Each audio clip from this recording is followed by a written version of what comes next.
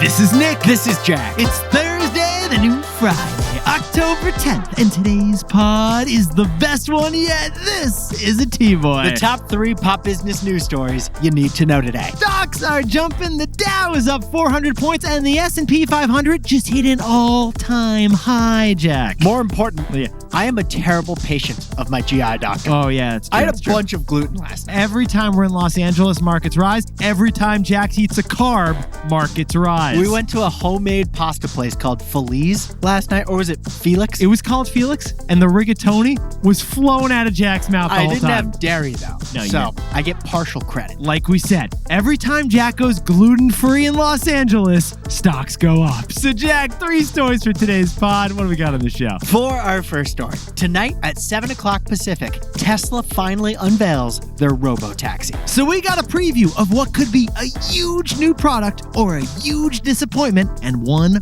wild theory. For our second story, it's Othership. This is a chain of spas with the coldest cold plunge and the biggest sauna in America. But Othership's real competition isn't gyms and it isn't spas. It's actually Starbucks. And our third and final story is Home Depot's newest HR strategy. This is wild. Undercover Executive. Get this. Every Home Depot corporate employee must put on an apron and work an 8-hour shift at a Home Depot store every single quarter. But Yetis, before we hit that wonderful mix of stories. Fantastic mix of stories, Jack. The number one question Nick and I have been getting all week. How are you running a daily show and launch a weekly show? Because Nick and I just launched the best idea yet. Yeah. The untold origin stories of the products you're obsessed with. And the business insights that made them go viral. Are you gonna keep doing TBOY daily while also launching a new weekly show? Well, what's the answer, Jack? Yes, we are. Yeah, we're going to be serving up both of those, a daily show and a weekly show, forever. We're able to host 2 shows thanks to years of preparation and one key partnership. Jack and I partnered with Wondery to build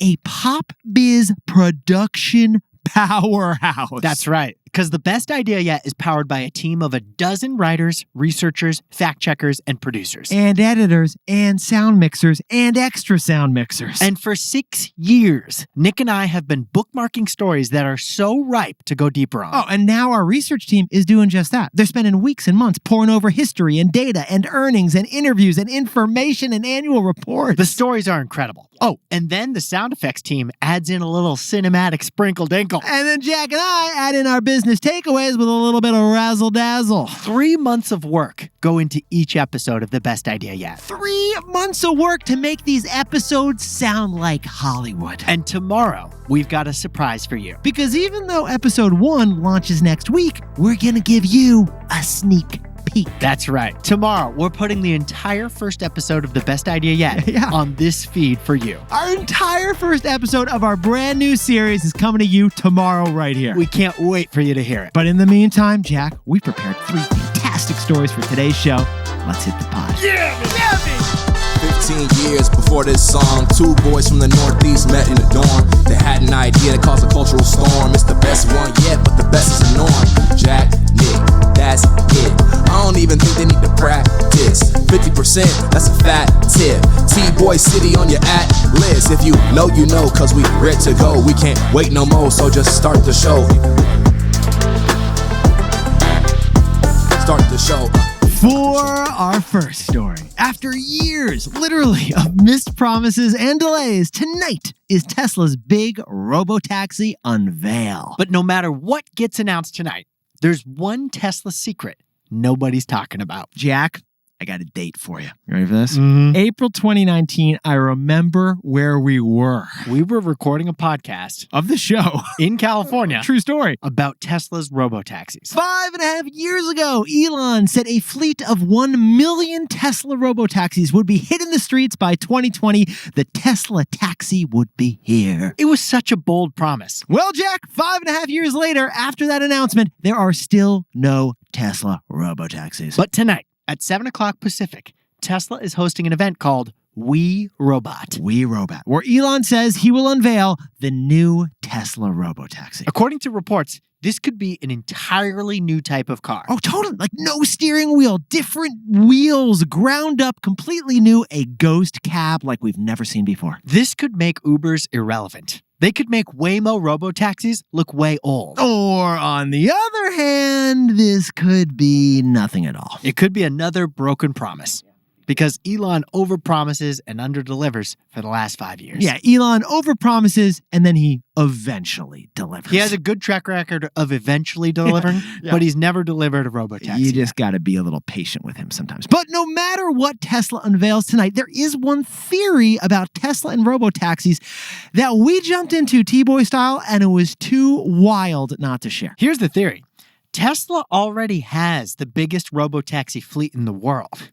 They just have to turn them on. Yetis, few know this, but Tesla will not actually let you buy back a leased car at the end of your lease. You know this because you just had your Tesla lease finish up. It just expired, and most cars will let you buy them, but Tesla will not let you buy the car. You have to give up your car and lease a new car instead. So even though you wanted your Model Y, you had to lease a brand new one. You couldn't keep the one that you'd been driving for 3 years. And that's the interesting observation, because some of those use Teslas Tesla sells as certified pre-owned Tesla cars. But some of those formerly leased cars, Tesla keeps. And it doesn't talk about them. No. It's unclear where those leased cars are. And those leased cars have sensors. They have LiDAR. They have radar. They have all the hardware that would be needed to become a self-driving robotaxi. So theoretically, with one over-the-air software update, those Tesla cars could become robotaxis. If you flip a switch, a warehouse of Tesla's off-lease Teslas could theoretically become a Tesla robotaxi fleet overnight. Plus, if Tesla did this, there'd be a big financial benefit. Interesting detail, Yetis. But instead of a depreciating asset, the accountants at Tesla could categorize old leased cars as an appreciating asset if they became robotaxis. Because they'd be on the road, collecting hails, generating profit for the company. Interesting theory, but it's not our takeaway. So, Jack, what's the takeaway for our buddies over at Tesla? Tesla's trillion-dollar idea is Uber meets Airbnb. It's Uber B&B.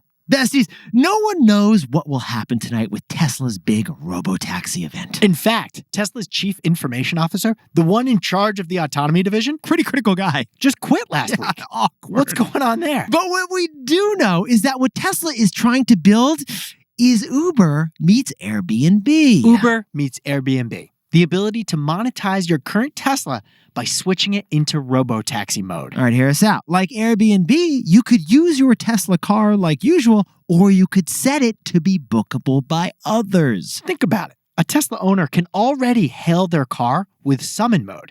If it's fully self-driving, a paying customer across town could summon your Tesla too. Like Uber, you could download the Tesla app to call a Tesla that's available without a driver. Tesla's app, by the way, is by far the top-rated app in the App Store for cars. Also like Uber and also like Airbnb. So no matter what happens tonight, we know what Tesla's $1 trillion master plan is. Tesla's $1 trillion master plan is Uber B&B. For our second story, the newest cult workout is a wellness spa called Othership. Coldest cold plunge and the hottest sauna in America. It's Othership. But it's actually competing with Starbucks.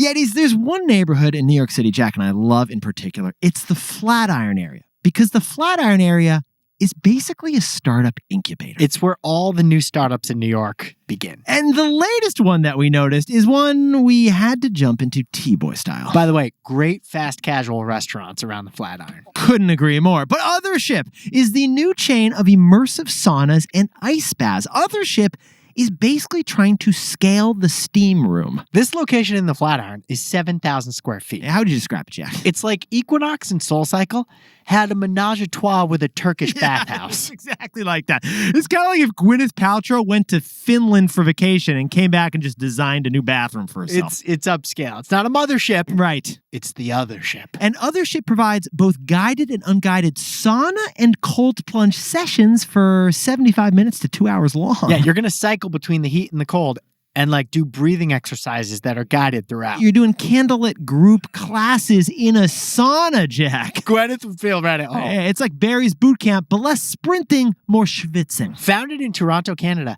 this company has raised $8 million to add 4 more U.S. locations besides just the flat iron. Yeah, we discovered it cost them $2 million to build out each giant sauna, and they're charging $45 a class, so we ran the numbers and... They could break even on their investment in just 1 year. Because you can fit 90 human beings in each of their ballroom-sized steam rooms. Yeah, it's not a steam room, it's a steam ballroom. Now, besties, Othership is actually using a strategy we've told you before, that there's a marketing opportunity in the extremes. Because Othership is part social club, part Zen retreat, but fully extreme temperatures. Because it is the very first fitness spa we've ever seen that's already got Guinness World Records. Othership claims they have the coldest cold plunge in the United States. They keep their water as low as 32 degrees. Which is one chemical reaction away from being an ice cube. Yeah, most ice plunges are 40 minimum. They go down to 32 somehow. On the other end of the spectrum, Othership has the largest sauna in America, too. This 180-degree room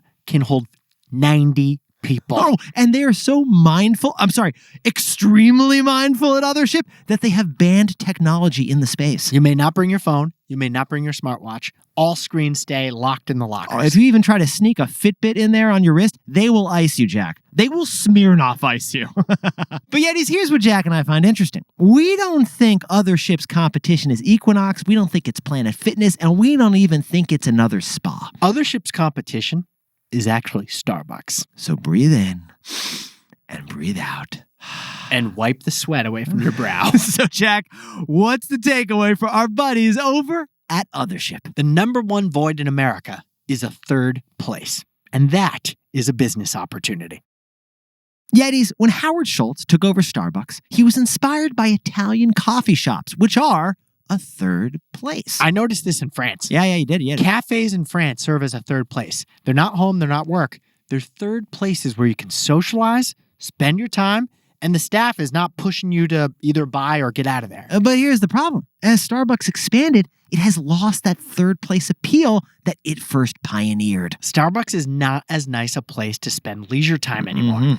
It's about convenience now. You want to get in, get out with your coffee ASAP. So the way we see it, an opportunity has emerged for a business to fill that third place void in America. Clubs like the Soho House and golf country clubs, they're too exclusive to be a real third place. Yeah, and Jack, gyms, they feel too utilitarian to be a real third place. Othership is creating a new category, social saunas. A combo of working out and hanging out simultaneously. It is a new, albeit expensive, third place. Because a huge opportunity for business is to become America's next third place.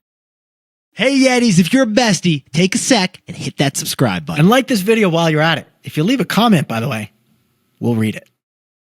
For our third and final story, Home Depot has a new corporate dress code, and Jack, it's an orange apron. Because all corporate employees at Home Depot must now work an 8-hour shift at a Home Depot store every single quarter. And we love it. But first, excuse me, where can I find a tub of spackle? Jack, I'm so glad you asked, because the person who answers that question could be the CEO of Home Depot. Because the big box home improvement store just announced a wild new policy.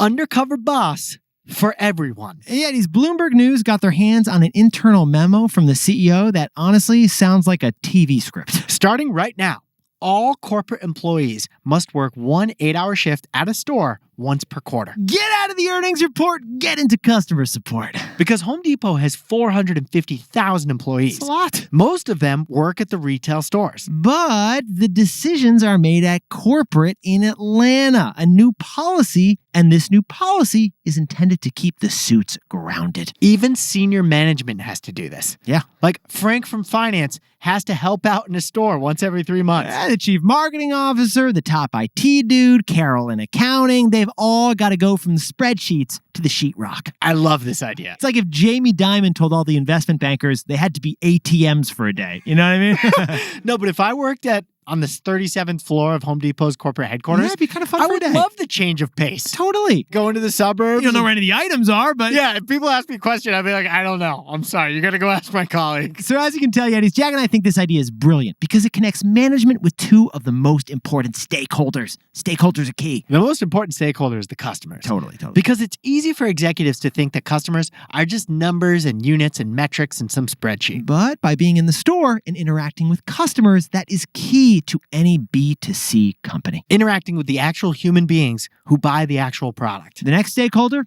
it's the frontline workers. That's who it connects the executives with. This policy is going to help executives empathize with both the challenges and see the opportunities of the associates working in the stores. The workers are going to feel seen, which might also help keep some unionization efforts at bay. It'd be pretty cool if you're like the guy in the paint department. Yeah, I mean, to work with the CFO of the company. Again, Jack, the only problem here, though, is the customer experience. Frank from finance has no idea where the paint is. I bet you there's training. Let's train him. Let's teach him. But in the meantime, Jack, what's the takeaway for our orange-vested buddies over at Home Depot? Patriotic, but for a company. Yetis, this business policy, it actually reminds us of a government policy.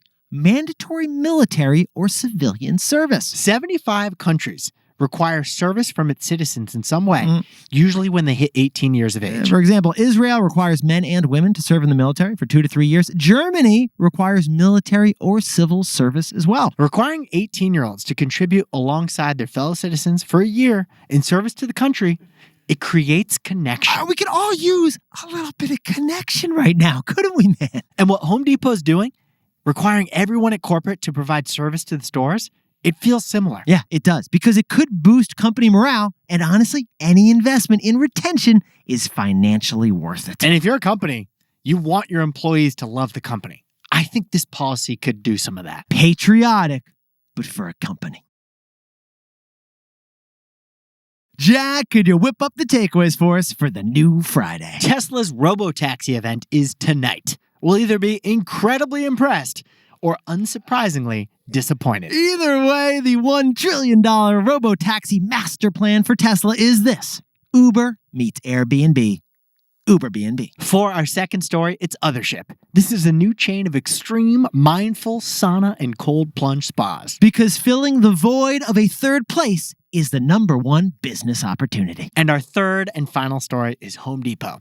They're now requiring all corporate employees to work 1 retail shift each quarter. Patriotic, but for the company. My company, 'tis of thee. Sweet earnings of liberty.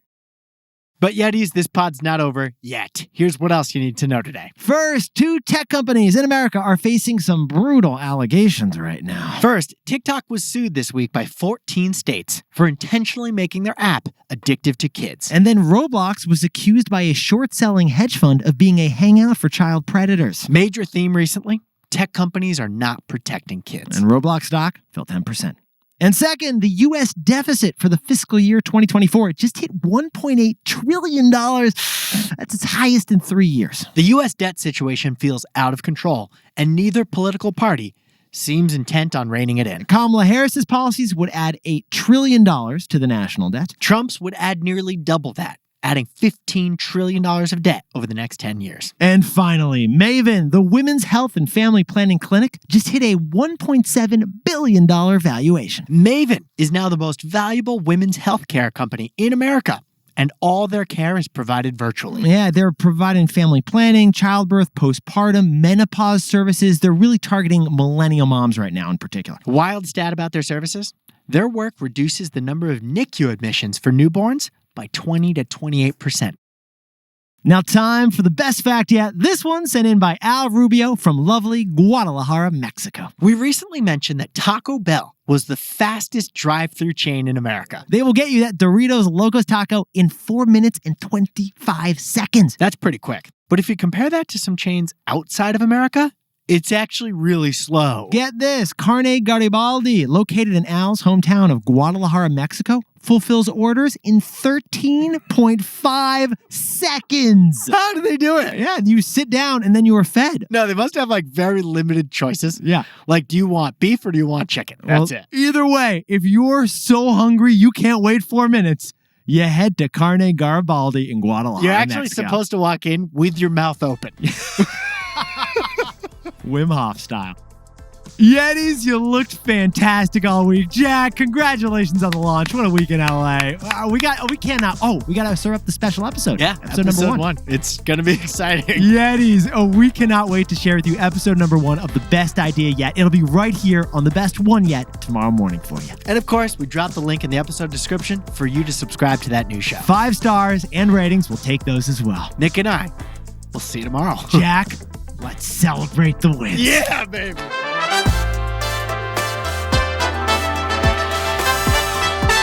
This is Jack. Nick and I both own stock of Airbnb and ETFs of the S&P 500, and I own stock of Roblox. And before we go, to all of our listeners down in Florida bearing the brunt of Hurricane Milton right now, we are thinking of you. We can't imagine the week you're going through. And to all our listeners in North Carolina who are still recovering from Hurricane Helene, we're thinking of you too. But we've got great things going on in Dayton, Ohio, where Dan Keppel and Nuvia Hobson, a couple of Yetis, are getting married today, and then they're heading down to Mexico for a fantastic honeymoon. And congratulations to Bassie and Jess Eno-Idem in Cincinnati, Ohio, celebrating 10 years together on vacation in Amalfi. Perfetto! And Colin Schmetzer and Robin Dakota in Herndon, Virginia are celebrating the best wedding yet. Have a fantastic time, guys. Happy anniversary to Matt and Kat Compton in Minneapolis, Minnesota. And Neil Dubé down in New York City has got the birthday of the year, his best one in years. Happy 29th birthday to Cody Rhodes in Des Moines, Iowa. And Alyssa Reza is turning 25 years old in San Francisco and just finished her first half marathon this year.